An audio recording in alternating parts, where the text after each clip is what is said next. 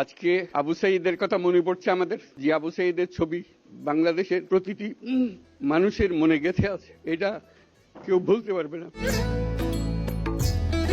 কি অবিশ্বাস্য একটা সাহসী যুবক বন্দুকের সামনে দাঁড়িয়ে আছে, এবং তারপরে থেকে কোনো যুবক, কোনো যুবতী আর হার মানে নাই।